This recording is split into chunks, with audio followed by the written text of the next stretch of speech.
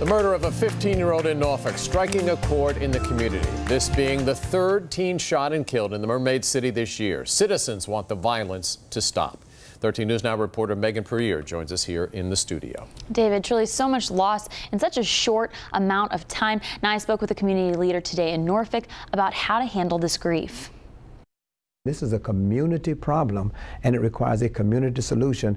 All hands on deck. Pastor Kirk Houston of Gethsemane Church in Norfolk wants the violence to end. The entire community is affected, and it affects safety and the sense of safetyness of all of us in the community. Houston says shootings like the one on Herbert Collins Way Monday night are what caused the unease. Police say they got a call for gunshots at around 8 o'clock. When they arrived, they discovered a 15-year-old boy with several gunshot wounds. Family and friends tell us that teen was Granby student Monty Hughes. In the aftermath of this kind of violence, it's important to minister to the families of the victim, as well as the family members of those who are charged. Norfolk police arrested 20-year-old Naquan Alexander, charging him with second-degree murder.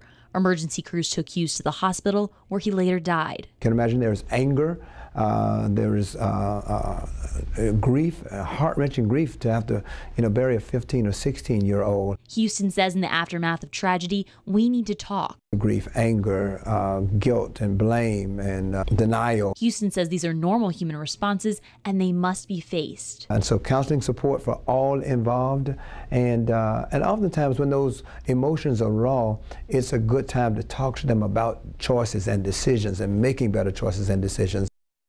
Family and friends are holding a vigil tonight in honor of the memory of Monty Hughes. In the studio, I'm Megan Puryear, 13 News Now.